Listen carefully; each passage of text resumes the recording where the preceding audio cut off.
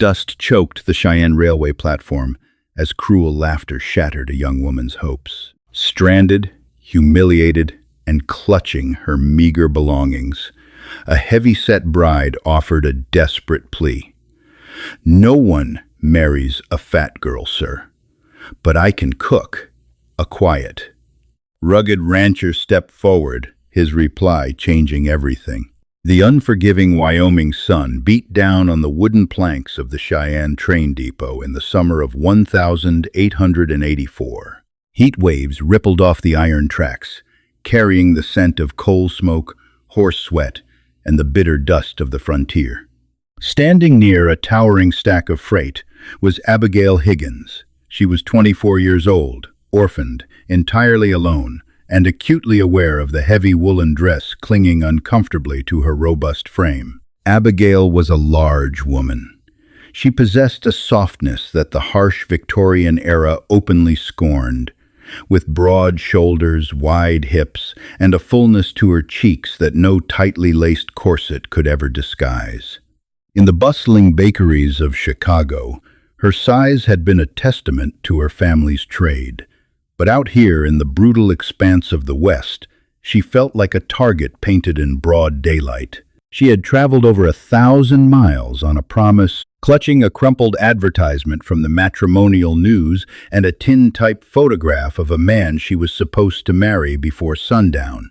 His name was Thaddeus Cole. He was a prominent local landowner who had written letters full of grand promises, seeking a sturdy, capable woman to manage his estate. Abigail, having lost her father and their bakery to ruthless debt collectors, had accepted. She had laid bare her circumstances in her letters, though she had never explicitly detailed her weight. She had hoped her beautiful penmanship and recipes for spiced apple butter would speak for her soul. "You, the Higgins woman?" The voice was like two rusted iron plates scraping together. Abigail turned. Standing before her was Thaddeus Cole. He was impeccably dressed in a tailored wool suit, a silver pocket watch gleaming against his vest, but his face was twisted into a mask of unfiltered disgust. He looked her up and down, his eyes lingering cruelly on her waistline and the strain of her bodice. "I am Abigail Higgins, Mr. Cole," she said, her voice trembling but her chin held high. "It is a pleasure to finally make your acquaintance." Thaddeus barked a harsh, mocking laugh that drew the attention of the loitering cowboys, porters, and waiting passengers. "A pleasure? Miss, I wrote to Chicago for a wife, not a prize-winning heifer. What kind of swindle are you trying to pull?" The blood drained from Abigail's face. The crowded platform fell silent, the onlookers suddenly captivated by the cruel spectacle. "Mr. Cole, please," Abigail whispered, her cheeks burning with a fiery humiliation. "I am strong. I am accustomed to hard work. You are fat," Thaddeus interrupted, his voice carrying over the hissing steam of the locomotive. "I need a woman to walk by my side at the cattleman's gala, not one who's going to eat me out of house and home and break the axles on my buckboard. The deal is off. I wouldn't marry you if you were the last breathing female in the territory." He turned on his heel, preparing to leave her stranded thousands of miles from the only home she had ever known, with less than $2 to her name. Panic clawed at Abigail's throat. She had nowhere to go. She would freeze in the winter or starve in the streets. "Wait!"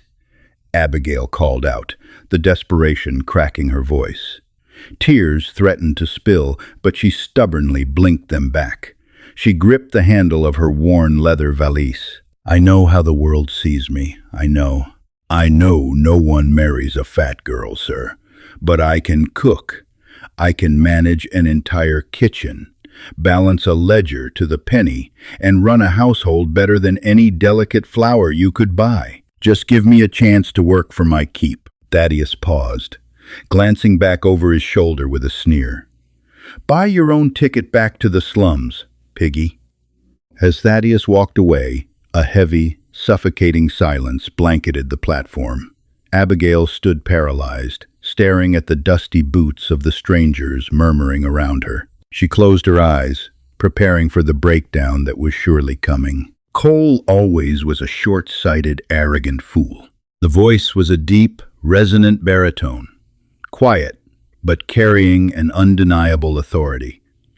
Abigail opened her eyes. Stepping from the shadows of the depot's awning was a man who looked like the Wyoming landscape made flesh. He was tall, broad-shouldered, and weathered, dressed in faded denim, a dust-covered duster, and a worn leather hat pulled low over piercing, steady, hazel eyes. He walked with a pronounced limp, his right boot hitting the wooden planks with a heavy, rhythmic thud.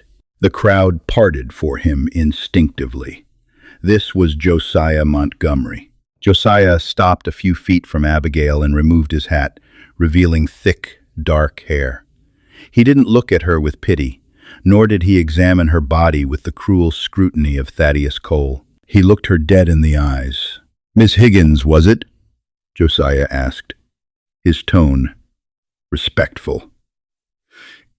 "Yes," Abigail stammered, wiping a stray tear from her cheek. "My name is Josiah Montgomery. I own the Whispering Pines Ranch, about 20 miles north of here." He glanced in the direction Thaddeus had departed, his jaw tightening. "I overheard your predicament and your proposition." Abigail swallowed hard, instinctively crossing her arms over her stomach to hide herself. "If you are here to mock me, sir, please save your breath. I have had quite enough for one day." "I don't waste breath on mocking," Josiah replied evenly. He stepped closer. "I heard you say you can cook and keep a ledger and manage a house." "I can," she said defensively. "My father owned a bakery in Chicago. I ran it for 5 years before he passed." Josiah nodded slowly, his eyes calculating.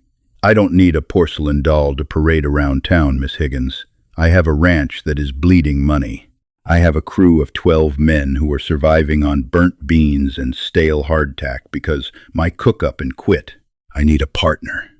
Someone who won't break when the winter wind howls." He paused, extending a calloused, scarred hand toward her. "If you can cook half as well as you stand your ground against a snake like Thaddeus Cole, I reckon I'd be the luckiest man in Wyoming. The magistrate's office is 2 streets over. Will you marry me, Abigail?" Abigail stared at his outstretched hand. There was no romance in his eyes, only a desperate, pragmatic need that mirrored her own. Her life had just fallen apart, but in the ruins, this quiet, limping stranger was offering her a lifeline. "You do not mind my size?" she whispered, the vulnerability slipping out before she could stop it. Josiah looked at her, a faint, genuine ghost of a smile touching the corners of his mouth. "Out here, Miss Higgins, we judge a person by the weight of their character, not the weight they carry. Now, do we have a deal?" Abigail placed her trembling, soft hand into his rough one. "We have a deal, Mr. Montgomery." The wedding took exactly 14 minutes. It was officiated by a bored magistrate whose office smelled strongly of stale whiskey and cigar smoke. Abigail stood in her travel-stained wool dress, while Josiah stood tall beside her, his hat held respectfully over his chest. There were no flowers, no music, and no promises of eternal, burning love. They exchanged vows born of pure survival, his need for a capable manager to save his failing ranch, and her need for a home and protection. Within the hour, Abigail was seated beside Josiah on the hard wooden bench of a buckboard wagon, her trunks loaded in the back alongside sacks of flour, coffee, and barbed wire. The journey to Whispering Pines was a grueling 4-hour trek across rolling plains of sagebrush and jagged red rock canyons. The silence between them was thick, yet not entirely uncomfortable. Abigail used the time to study her new husband from the corner of her eye. Josiah possessed a rugged, stoic, handsome quality, though a deep scar ran along his jawline, and the way he favored his right leg spoke of old, violent injuries. "It was the war," Josiah said suddenly, noticing her gaze but not turning his head from the team of draft horses.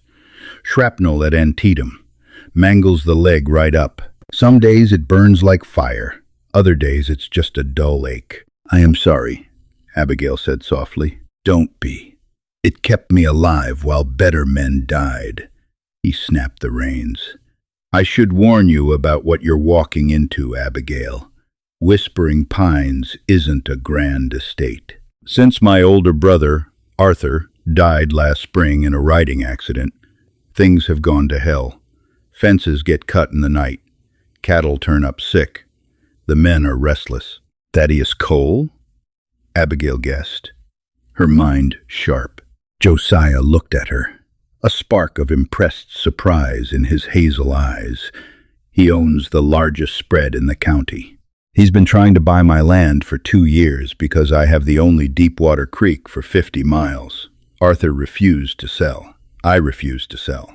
So, Cole is trying to starve me out. And what of your family? Do you live alone? Josiah sighed, a sound heavier than the creaking wagon wheels. No. Arthur's widow, Clara, still lives at the house. She has had a hard time since Arthur passed. She can be difficult. I ask that you give her grace. Difficult proved to be a drastic understatement. As the sun began to dip behind the jagged peaks of the Bighorn Mountains, casting long, bruised shadows across the valley, the Montgomery Ranch came into view. It was a sprawling but weathered 2-story log home, flanked by a massive barn and several outbuildings. Standing on the wraparound porch was a woman dressed entirely in rigid, jet-black mourning clothes. Clara Montgomery was as thin and sharp as a rusted scythe. She had a narrow face, pale eyes, and a mouth drawn into a permanent, bitter line. As Josiah pulled the wagon to a halt and helped Abigail down, Clara descended the steps, her eyes locking onto Abigail's full figure with instant, venomous disdain. Josiah, Clara said, her voice dripping with mock sweetness. You went to town to hire a new cook, and it seems you've brought back a circus attraction. Heaven, I didn't know they made fabric wide enough. Abigail froze, the old familiar sting of shame threatening to suffocate her. She looked down at the dust on her boots. Josiah's voice cracked like a whip. That is enough, Clara. This is Abigail. She is my wife.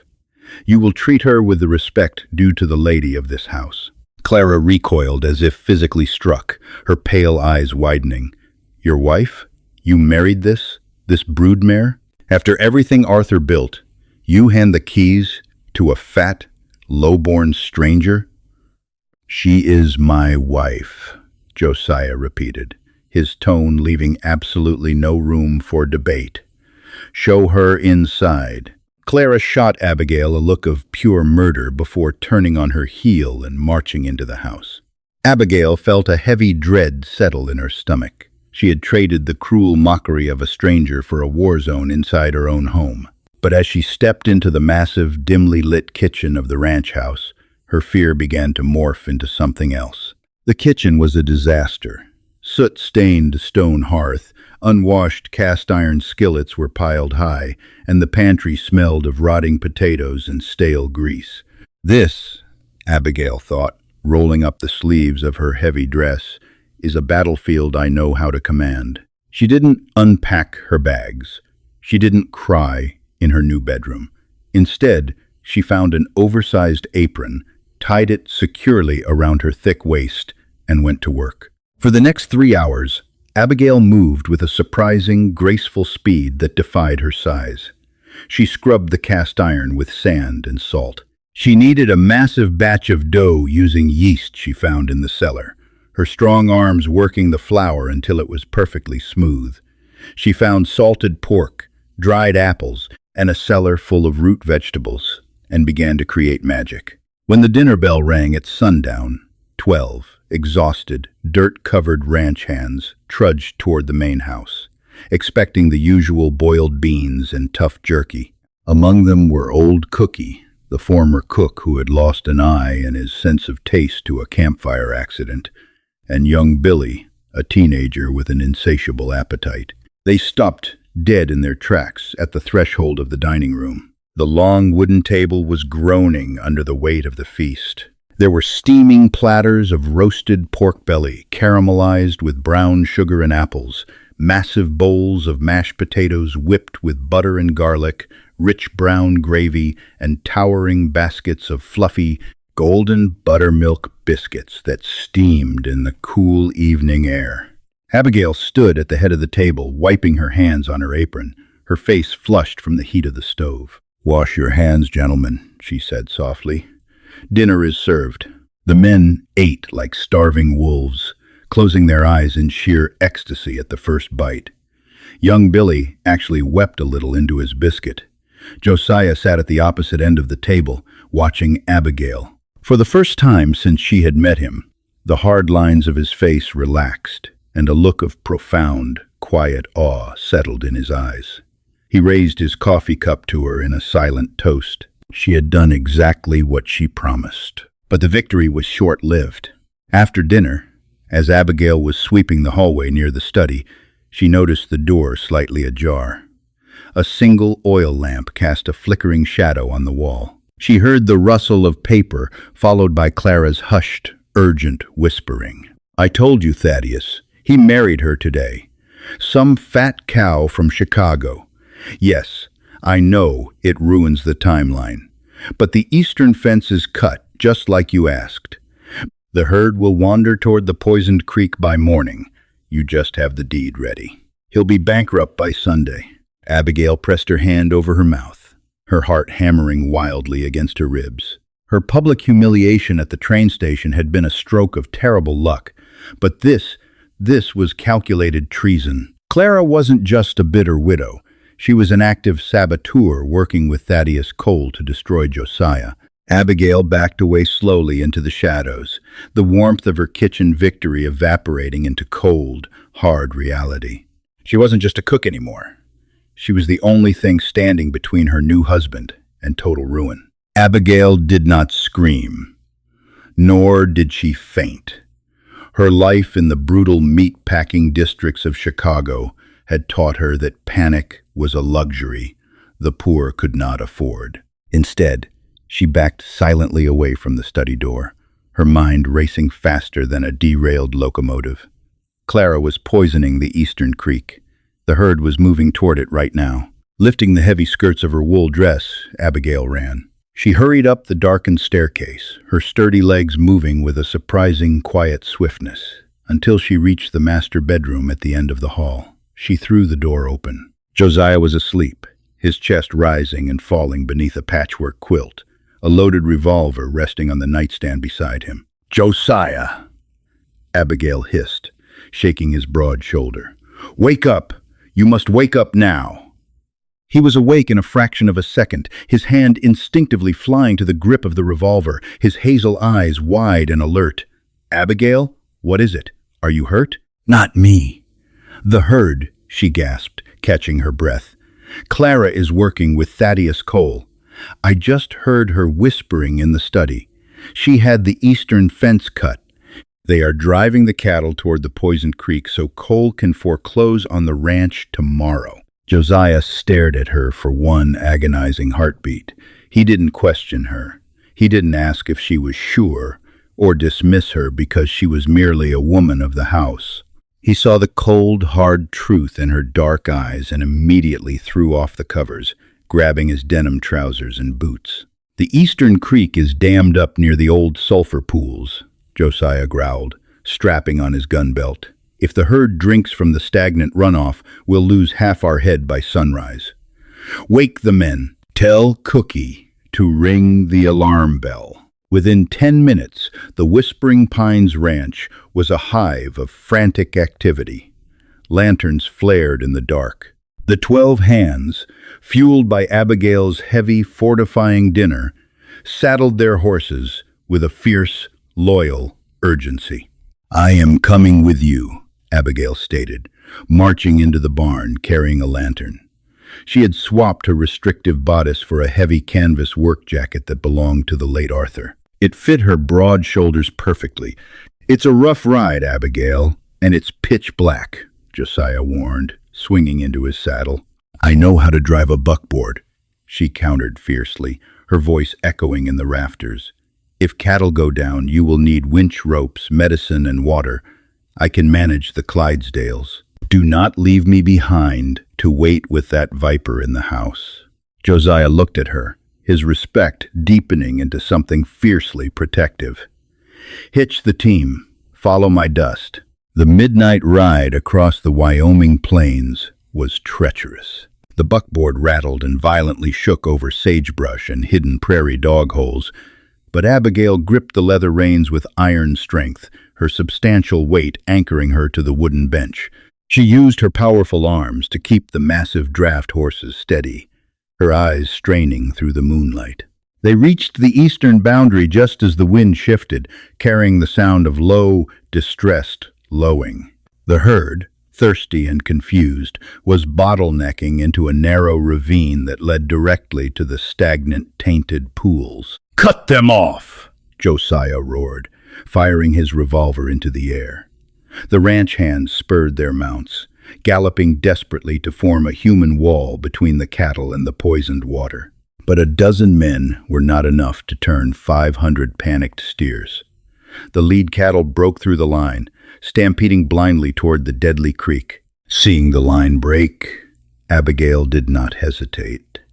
She snapped the reins, driving the heavy buckboard directly into the narrowest part of the pass. She hauled back on the brake lever with all her might, bracing her heavy boots against the floorboards, using her entire body weight to lock the massive wagon in place. The buckboard became a barricade. The led steers, confronted by the massive wooden wagon and the snorting Clydesdales, balked and turned back on themselves. The stampede began to circle, safely away from the water. "Over here!" young Billy shouted from the darkness. Josiah rode over, his gun drawn. Crouching in the brush near the cut-wire fence was a trembling man clutching a pair of heavy iron snips. It was Hiram Jessup, a notorious local drifter who frequently did Thaddeus Cole's dirty work. Josiah dismounted, his bad leg hitting the dirt hard, and hauled Hiram up by his collar. "Who paid you, Hiram?" Hiram whimpered, looking at the angry, exhausted faces of the ranch hands surrounding him. "It was Cole and the widow. Clara paid me $20 to cut the wire and drop arsenic in the shallows." Josiah's face hardened into a mask of pure, righteous fury. "Tie him to the back of the wagon. We have a reckoning waiting at home." Dawn broke over whispering pines, painting the sky in violent streaks of bruised purple and gold. When the exhausted crew rode back into the yard, Clara was standing on the porch, holding a teacup, a triumphant smirk playing on her lips. She fully expected to see a ruined, defeated man. Instead, Josiah threw Hiram Jessup into the dirt at the foot of the stairs. Clara's teacup shattered on the wooden planks. "Pack your bags, Clara," Josiah said, his voice terrifyingly calm. You can't do this to me!" Clara shrieked, her pale face turning ashen. "Half this ranch is mine. Arthur left it to me." While Josiah kept Clara pinned with his glare, Abigail had rushed straight from the wagon into the house. She went directly to the study, her hands dusty and trembling, and pulled out the heavy leather-bound ledgers from Arthur's desk. She remembered her father's Chicago bakery, the ruthless debt collectors, and the numbers that never lied. She lit a fresh lamp and began running her finger down the columns of expenditures from the past 3 years. Suddenly, the front door burst open. Thaddeus Cole strode in, flanked by Sheriff Amos Dalton and 2 deputies. "Morning, Josiah," Thaddeus sneered, tipping his expensive hat. "I heard there was some trouble with your herd last night. What a shame. As you know, the bank called your note, and you missed the payment. I've bought your debt. I'm here for the deed to Whispering Pines." He didn't miss a payment. A strong, clear voice rang out. Every head turned. Abigail stepped out of the study, holding the heavy ledger against her full chest. Her hair was windblown, her face smudged with dust, and she had never looked more formidable. Thaddeus laughed cruelly. "Ah, the fat bride speaks. Go back to the kitchen, woman. This is men's business." "This is criminal business, Mr. Cole," Abigail fired back, striding right up to the sheriff. She slammed the ledger open on the dining table. "Sheriff Dalton, look at these numbers. For the past 2 years, Arthur Montgomery supposedly spent thousands of dollars on winter feed from the coal mercantile. But the cattle numbers don't reflect that feed. Sheriff Dalton frowned, leaning over the book. What are you saying, ma'am? I am saying it was a phantom expense, Abigail explained, her voice steady and sharp. Clara and Thaddeus were embezzling from Arthur's accounts. Clara was bleeding the ranch dry from the inside, sending the money directly into Mr. Cole's pockets. When Arthur found out last spring. Abigail paused, her eyes locking onto Clara's terrified face. When he found out, he didn't just fall off his horse, did he? It wasn't an accident. The room fell dead silent. Hiram Jessup, still tied up on the porch, yelled through the open door. "It's true, Sheriff! Cole had me spook Arthur's horse off the ridge. Clara paid me out of the safe the next day." Thaddeus Cole's arrogant facade crumbled instantly. He reached for his jacket pocket, but Josiah was faster, drawing his revolver and pressing the barrel directly against Cole's silk vest. "Don't even twitch, Thaddeus," Josiah whispered. Sheriff Dalton stepped forward, pulling his handcuffs. "Thaddeus Cole, Clara Montgomery, you are both under arrest for conspiracy, fraud, and the murder of Arthur Montgomery." As the deputies dragged the screaming Clara and the pale, silent Thaddeus out to the wagons, the heavy, suffocating cloud that had hung over Whispering Pines finally broke. The house was quiet.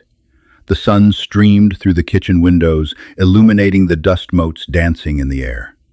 Abigail stood by the long wooden table, suddenly intensely aware of her messy appearance. The adrenaline was fading, leaving her feeling exposed and vulnerable. Josiah walked into the kitchen. He slowly took off his hat, his hazel eyes fixed entirely on her. He walked up to her, not stopping until there was barely an inch between them. "I bought a bride for $20 to cook my meals," Josiah said, his voice thick with emotion, "and instead, the Lord sent me a savior. You saved my herd. You saved my home. You avenged my brother." Abigail looked down, her cheeks flushing. "I merely did what a partner should do, Josiah. I promised to earn my keep." Josiah reached out, his rough hand gently lifting her chin so she was forced to look into his eyes. There was no pity there. There was no disgust. There was a burning, profound adoration. He ran his thumb across her soft cheek, a gesture of absolute reverence. "Abigail, a man doesn't need a fragile flower that wilts in the first frost," he murmured, his gaze dropping to her lips. "He needs a deep-rooted oak to weather the storm with him. I love you. Every part of you. You are the most beautiful, magnificent woman in the Wyoming Territory." Tears, hot and joyous, finally spilled over Abigail's lashes. When Josiah leaned down and kissed her, it wasn't a desperate deal struck on a dusty train platform. It was the sealing of a true, unshakable partnership. Years passed. Whispering Pines didn't just survive. It became the wealthiest, most prosperous spread in the county. At the center of it all was Abigail Montgomery. Her legendary meals fed the best ranch crew in the West, and her brilliant mind doubled their fortune. She never lost her size. Instead, her grand, majestic figure became a local symbol of abundance, strength, and the warmest hospitality on the frontier. Thaddeus Cole rotted in a territorial prison, long forgotten, while the woman he cast aside as a swindle ruled the valley, proving once and for all that a woman's true worth is never measured by the space she takes up, but by the immovable strength of her spirit. What an unbelievable journey! From a humiliating rejection on a dusty train platform to becoming the fiercest, wealthiest queen of the Wyoming frontier, Abigail proved that true strength and beauty come in all shapes. Never underestimate a woman who can balance a ledger and cook a feast. If Abigail's incredible real-life triumph inspired you, hit that like button, share this story with someone who needs a reminder of their worth, and subscribe for more unforgettable historical drama.